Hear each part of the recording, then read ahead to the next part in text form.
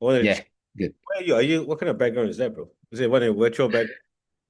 Yeah, it's a virtual background. I think it's one of those default one by Apple. Oh, okay, okay. You're using your phone now. No, I'm on a laptop, desktop. Okay, cool. I tell you what, Yeah. I'm beyond excited to have you, Lewis, to be honest. But I think it's also good that we start this proper. So let's go live in three, two, one.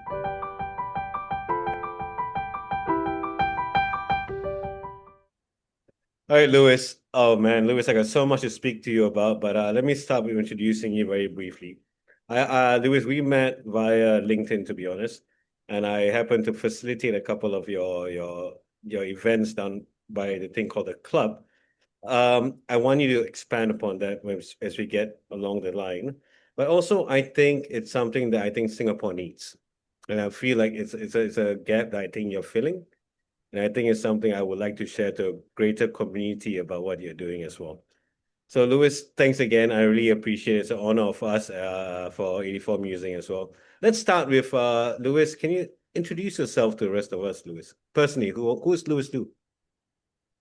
Yeah, yeah. First of all, thank you so much, Rukesh, for inviting me and more importantly, supporting the two out of three sessions that we've ran so far. So for my personal introduction, I like to call myself as a curious individual. And I think I pick up my curiosity along the way when I worked across all three sectors. So for the past 10 years-ish, I've spent half my career in the public service, the Singapore public service, and then moved to non-profit for a little while, and then was in a tech company for a little while. Now I'm doing my own thing, but basically, I think across the experience, I have met a lot of interesting people. I've learned how to ask curious questions. Mhm. So I guess that's how I describe myself, and also like to do a lot of random things. So the club is one of the random projects that I have just started a couple of months ago. Okay. Shall we talk more about the club and what this whole movement of the club is supposed to be and what, you want to give a backstory about how this idea of the club came about?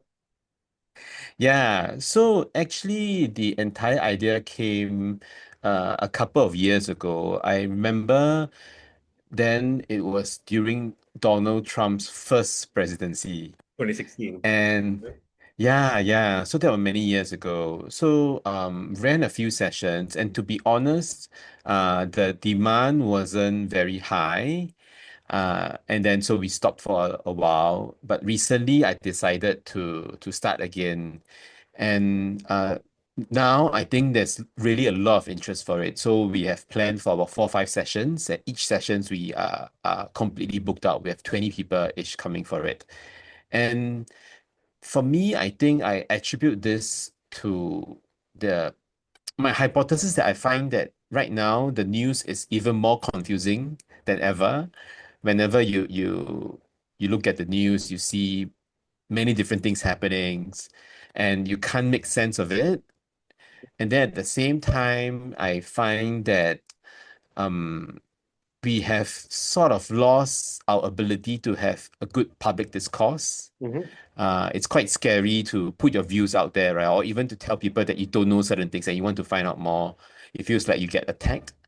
So therefore, I think people see the club as a safe space for us to have that kind of conversation, Mhm. to understand what's going on around the world and try to make sense of it. But do you, I think the club, I believe there's a tagline to the club, and I think it's called, what is it called, Lewis? Yeah, it's called understanding the world one conversation at a time. Right. And I think, I believe also the fact that I think it's probably the first ever open platform where anyone can come and join, share their opinions, share their views, regardless of your beliefs or your systems, right? It's an open discourse session, to be honest. And also, do you think how do you think that has picked up in Singapore since that 2016 when the first idea started to 2025 today when you're actually going full steam ahead? Yeah. So to be honest, I think out in the real world, I would say that the discourse have gotten worse or it's just as bad. Let me give you an example. Mhm. So if you recall during the COVID period, Grab was one of the organization that really took a lot of heat Yeah. because at that point of time, we couldn't get out of the house and we rely on Grab food to get our meals, right? So I would say that at the point of time, PR wise, they are not great. And then I had a friend who he himself had a chance to be a Grab food rider for a period of time. And then he decided to go online on his own personal social media to share his own perspective of how actually has given him the chance to earn a decent living.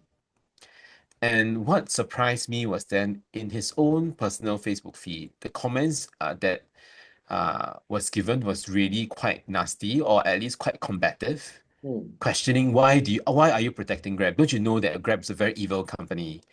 And for me, what's sad is that um, disregarding what views you have on Grab, the point is that this was a personal opinion from someone with a lived experience and their own perspective. The least you could do is at least have a human conversation with someone around it, but then people just decided to attack my friend. So Mm. for me, that's a sign of a deeper symptoms that we just can't have a good normal conversation. Exactly. Yeah, exactly. Uh, yeah, regardless of whether is it online or offline. So therefore, I feel that I want to create a space in the club Mhm. for people to come together. But don't you think the online space is a lot more toxic? If you can't see your face, you're able to post anything, right? But whereas in the club, I mean, I'm sure a lot of people also are a bit more muted because they also don't want to overly share as well. You think that's an issue you also face offline as well? Yeah. So I think the nature of the online and offline space, definitely there's vast differences. Mhm. And I would say that online is definitely more toxic. And I would say that my hypothesis is that whether the online space is safer depending on how public it is. So how I envision the club is that I want to have both an online and offline space. Yeah. But how we do it in the club is that it's in the form of a Telegram group. Mhm. So the idea behind it is it's a bit more close in the sense that it's not as public. It's also smaller in terms of numbers. Mhm. So I hope that in that case, it helps to build a safer space. Yeah. And in terms of the engagement itself, in terms of sharing your views, it can also be fairly low touch. Basically, I will post polls on certain current affairs, and then you Yeah. can then vote on opinions on it. So in that sense, it's also safer and simpler in that sense. Mhm. So I think that's for the online space itself. For the offline space, I think you're right. I think the main issue that we are facing right now is that we have basically just lost our muscle in even having a conversation. Mhm. Uh, in that when we meet our friends, I would say that most of us, many times we try to stay off the more sensitive topics. We talk about food, we talk about the latest movies, for example. Once in a while, we might talk about certain news that's happening. Mhm. But I would say that it's quite rare. Yeah. So we have lost the ability to do it. So the idea of the club is to help to us slowly build that muscle. Mhm. So I do want to run this session quite frequently so that people can come as often as they can and slowly help to build the muscle back. Yeah. Because I'm speaking from my experience because I've done this with you twice already. My experience with the attendees of the event, uh, last night was amazing. I think I had the best group of people, and everyone was I think they were well read. They kind of have like so. I got a guy from UK, Shawan. I had Lynn. I had David. I had. But once I think things got a bit more, what I call it, elevated in conversations. I think we moved to a lot of different places during the conversation. I think that was probably the coolest thing we ever had, and still remain friends. We still have a group chat now. We go like, let's hang out.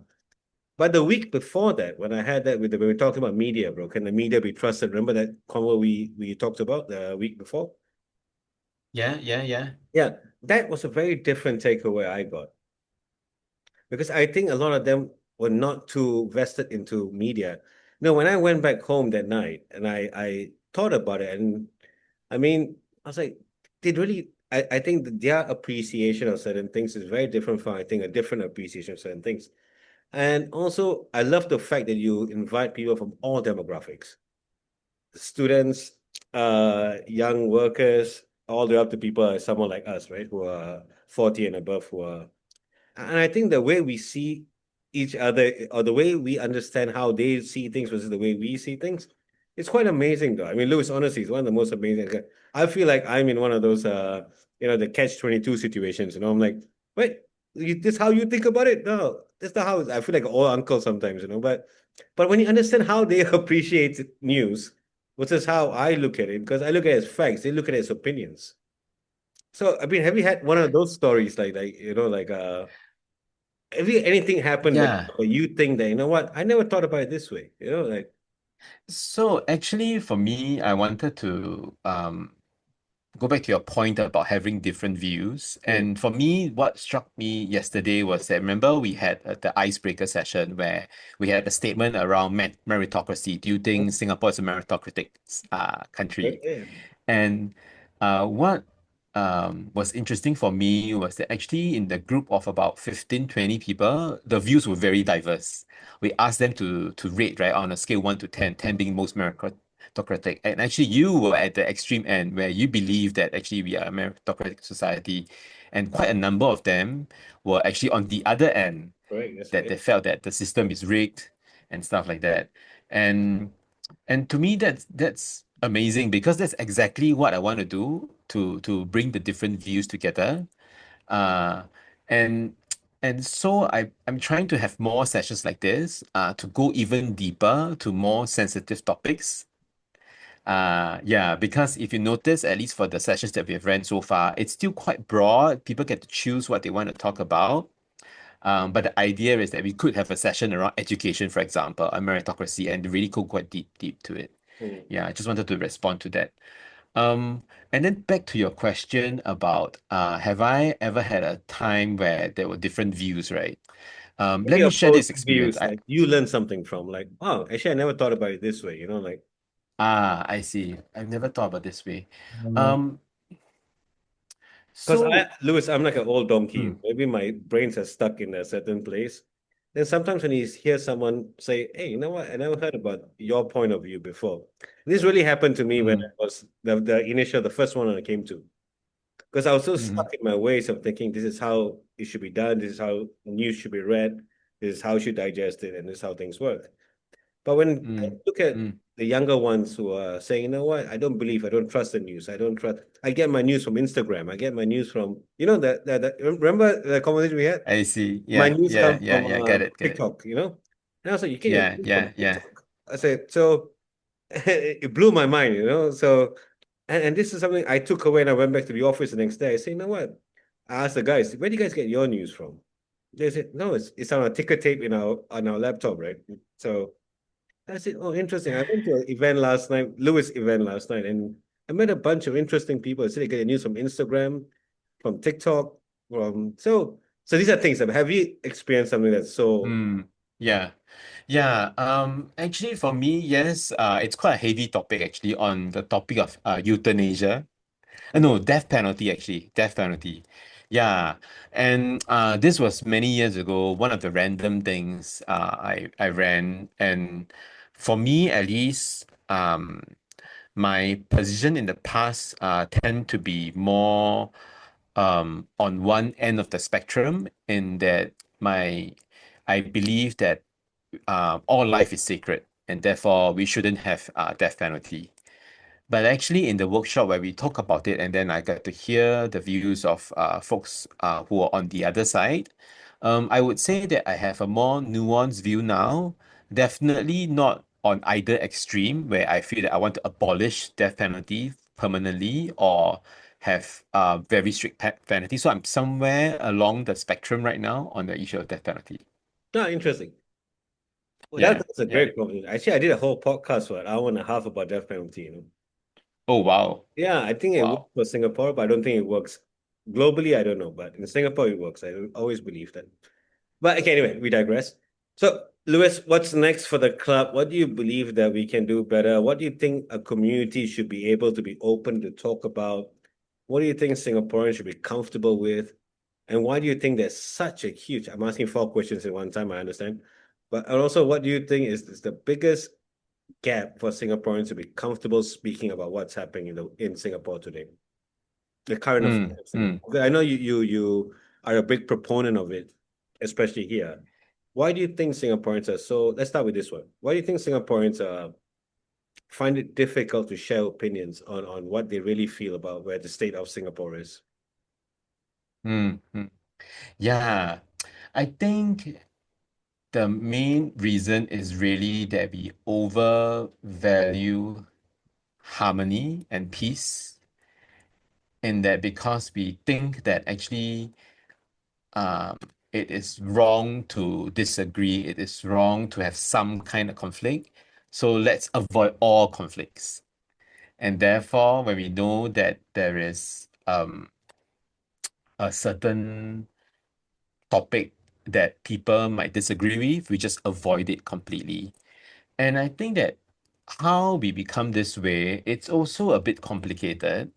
I think, unfortunately, the state or the government has a part to play in it, in that we are very careful and sensitive about certain things, right? On mainstream media, in terms of what is taught in school, for example, we have quite strong rules and laws around it.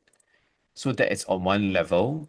But I think on the other, it's probably due to our upbringing by our parents, what we learn in school, that also cause us to then um not be able to have good discourse.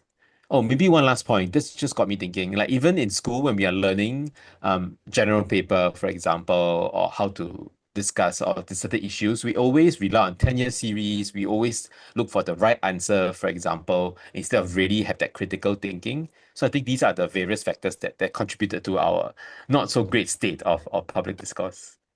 Whether the model answer template is it that we have to? Yeah. Yeah, exactly, exactly. Yeah. I mean, education is huge, but I think that's something we should actually speak about, Lewis. I honestly think there should be a next workshop anyway. Has education kind of shaped Singapore to be who we are? That's a great workshop to have. But okay, Yep. Yep. the other part of it, I also want to speak about the club as well on something that I feel is something very unique that I feel about the club that's very similar to something that we had in uni back in the States, where it's a debating space where everyone can debate ideas and then not necessarily find solutions, right? But they actually put things in the air where we think about things, all right? And then eventually we try to find a solution, be it if you're from the Singapore, Malaysia society, or you're from the African American society, wherever you are. There's a lot of, you come together and we discuss. It's very normal practice in back in my uni days. But do you think that can ever be replicated here without the ideology of saying, you know what, one side must win? And that's Mm, what I yeah, worry yeah. about. Like somebody's got to win. And I think that no one has to win, Yes. to be honest. Like it's just about having this discourse that kind of makes sense. Yep. Mm. Yeah. So yeah, exactly right. I think one issue is that we have the false view that someone must win. Mhm. And the other, I think, is the issue that we think that things are binary. So you either for or against us. Exactly. I say this because if I could share a quick story. So I was at this other workshop where the topic for the participants was around the statement was whether should we have laws and regulation to legislate equal gender pay. So both gender get equal pay. Should we make it a law? And for context, in this room itself, it was a workshop for patrons of the arts, so more or less, people are quite liberal about issues, and so everybody is supportive, right? They say that yes, let's have legislation to have equal gender pay, and for me, I um tried to tell them that actually I'm on your side and that I believe that there is inequality. I believe there's an issue, but I believe that we can't just do it through legislation. There is a whole suite of other factors into play to really solve the problem. And when I try to share this in a very um, gentle and kind way, I was quite taken aback that actually at the table, people were quite hostile toward me. Mhm. And they felt, why? Why are you not supporting our cause? And I was really quite taken aback by it, even though at the very start I caveated to say that I'm on your side. It's just that we just maybe disagree in terms of how to do it. Yeah.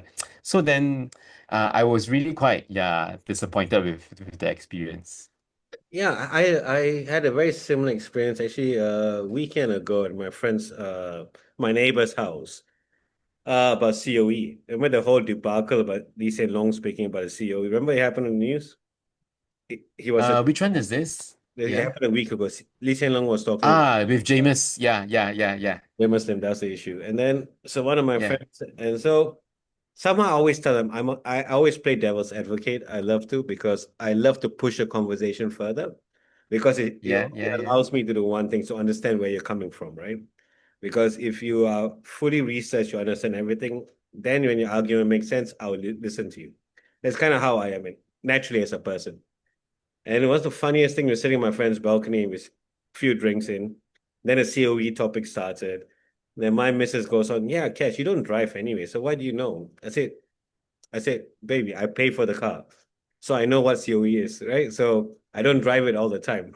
So, so it's a fact. But the only thing is like, yeah, I'm saying that I think informed, uh, my point is the informed audience, an informed person will be able to have conversations slightly deeper than someone who's scraping the top of the barrel and trying to be upset for the sake of being upset. And I think I mean, correct me if I'm wrong on this one, Lewis. I think what the club does in a very cordial, in a very safe space, we're able to break that down deeper. Say, why do you think this is, and how do you think it? And I think and expand upon this with me, Lewis, because from my two sessions, Yeah. that's the people I've met, right? No one's blocked off from saying, no, this is my thought process and that's it. I'm not moving from where I'm standing. But whereas my friends, if they said it, that's what they think it's going to be. But whereas in the club, you Mm. kind of have that. Yeah. Yeah, so you're exactly right. I think it's about being informed. Like you need a baseline state number of facts, right, before you can even talk about it in a very deeper manner. And there are hosts of examples around it, and it's all related to complex issues. Mm. So, for example, if you talk about sustainability, trying to do good for the environment, the question is, for example, is banning straws the most effective solution, for example.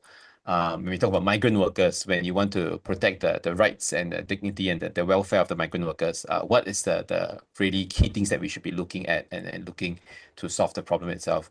So I think especially as of now, there is no shortage of empathy for such issues or passion for such issues. Like I want to save the earth, I want to protect the rights of the migrant workers. And some folks who are in this space definitely have a lot of knowledge around it. Mm. But the fact is that actually a lot of us who are maybe just read that some news, some headlines, or even worse, don't read anything about it. We just have very superficial views, and therefore the idea of the club, you're right in that you can come and learn from each other. Because, like you said, the idea is that we want to bring diverse groups in, right? So you might be an expert in sustainability. I might be an expert in transport, for example, and then we can come in, hear from each other, and then expand our worldview on different things. Yeah. And I think that's one of the beautiful things that a club does all the time. And I also say the persona of the attendees so far have been absolutely amazing. I've seen, like I said, kids from 20, 21, 22, all the way to last night with Lynn and Shawan and David. I didn't know David and I used to work at BCG together Oh, years ago. wow. Yeah, he was in there. He after I left, he was there. I didn't know that. So yeah, it's funny, but there's great nuances in what we do, right? But also I do believe, how do you think you can capture this audience that you want to capture, Lewis? I mean, besides Mm. market, not a marketing spiel, but the attraction of having this open discourses, the being comfortable, being a Singaporean or being an expat, whatever your thing is, to be comfortable enough to say, you know what, hey, I'm gonna show up at the club. We might talk about something so random and we might digress from here all the way to there, but I'm comfortable with the people I'm with. How do you think Yeah. that's So what? Yeah, how to attract what to me I'm hearing what kind of profile that I want to attract, how to attract them, right? Well, more how to. I don't really think the profile matters. I think it's how to. I see. Yeah, I think I Yeah, love the diversity we have, right? From yeah. from uni kids or to yep to your middle aged professionals or whatever, all the way down. But how do we get Mm, mm, consensus of a speech? I wrote an article about let's be uncomfortable with friends. It's a very simple article I yeah. wrote about, right? It's very simple. It's on Substack somewhere. Where I literally say, you know what, Mm-hmm, let's talk about things that makes us uncomfortable. And this could be our best friends, right? But how do mm-hmm. you do that with strangers, for example? How you translate that to strangers and attracting very different audiences? Get upset, it's fine. But at the end of the day, we're gonna be friends when we walk out, you know? So yeah. Yeah. How to do that? Yeah. So, um, like I said just now, it to me it's really a muscle that you have to build in terms of having that discomfort with your friends or even strangers. So how I'm trying to do that is on different levels. Um, One is at the event level where at the session itself, I need facilitators like yourself to be there to help to manage it at the start first. Because again, because these are quite a new experience for people, so we need someone to guide them along the way to help model what is the right behavior, what is the right tone, what is the right language to use as you're having such conversations. I think to me that is the most important thing to do to help to make sure that we're able to have that good discussion. The other thing I can think of, it's about um, really building a very strong core community who also believe in the same values and therefore know how to have good conversation. So then as any new folks that comes into this space, right, or join the club, right, actually they can already see what does good look like and then really help to then model the same behavior too. I agree with you. You know what I think I recommend strongly? I think I should get some guys to Mhm. shoot videos for us of our conversations in the club. That'd be quite cool to post on LinkedIn, right, bro? So we know that you know what kind of things we're talking about, you know, how the dynamics of the groups are. That'd be quite cool, wouldn't it? Yes, yes. Actually, sometimes when I share the idea of the club to people, I think um they they might get it conceptually, but it's hard for them to really imagine. Yeah. And even some in the past when brought up this idea to folks, I think some of them might even say that why do I want to subject to myself to this discomfort? Why do I want to come meet someone that's different or have a different view from me? So I think you're absolutely right. If you can visually even show them like a clip, a short clip in terms of how it's like, how it's actually very safe Mhm. and have fun at the same time, I think that would be really, really awesome. And also end up having friends at the end of the day, like you know, you end up becoming friends, right? Like our group that we Exactly. have, right? So I think it's beautiful, man. Yeah. I'm so in awe of what you do, Lewis. I really am, bro. And I wish I could have done it in Thank you. Singapore. I didn't have the guts to do it. I was a bit worried. I did it in Indonesia before called Fucked Up Fridays. So it's Okay. yeah, Yeah. it's literally called Fucked Up Fridays. So it all where I call startup founders or entrepreneurs, they come in and say, you know what, hey, how fucked up was your week? You know, like because a lot of us like to pretend Mm, everything's great in the world. When mm, so I mm, used to do that all the time. So I think there's something that you're doing here that addresses what I call the current affairs or the state of the affairs of Singapore, to be honest, or globally for that matter. mm, And I think it's very important mm. that people decide for this. Lewis, I'm going to leave you the last two lines. Can you pitch the club to us and tell us why more people should be a part of the club? And also give me your North Star, your overarching goal, whatever line that you want to say, because I want to add all the links to the club in this podcast and our Substack and our LinkedIn as well. So we kind of I want people to get involved because it's really a great place for a community building effort. And then somehow, Mhm. and also Lewis, I kind of heard that we need to get some food in there as well, bro. Yeah. Yeah, yeah. Maybe some sponsors will come and provide us some food. That would be awesome. Let me call Provido, don't worry. I know them very well. I'll call Provido and see Wow, them. wow, that'd be good. Yeah. That'd be great. All right, Lewis. Yeah, let me attempt. Yeah. Yeah. So the pitch. So if I meet someone, a stranger, what I would tell them is that have you ever been curious or maybe unsure of a certain headline that you read or certain news articles that you read, that you feel that actually, is this really true, or you have some questions around it. So the club is for you, where either is it the offline or online space, you can come and meet individuals who are also here to learn, be curious, and then we can learn about what's happening around the world. And maybe sometimes it's about connecting it back to your own life and how it matters to you. But other times it's really just about a space for you to have fun, chit chat, and make some friends. Perfect. So Sums it that's up. my pitch. But Yeah, yeah. I think we also can add some. Can I add something as someone who as a participant? Yeah, as a Yeah, yeah, yeah. participant, I say it's a great place and a very safe space to also have conversations with people you never met in your life. And also, I think it's a diverse opinion to hear that kind of opens your mind up to a lot more things. If you don't come in with a mind that's this small, but open your mind up and walk into the space. And then you'll learn a lot more things or feel things that people are saying. That's my takeaway from it. And I've been blessed, Lewis, and thank you for allowing me to be a facilitator for a couple of times. And I try to clear my schedule for you on Thursdays anyway. But Yeah, yeah. I'll be a supporter anyway, but don't worry. Yeah, yeah, a great ambassador for the club. And then maybe to your last question about the North Star or what the vision is for the club.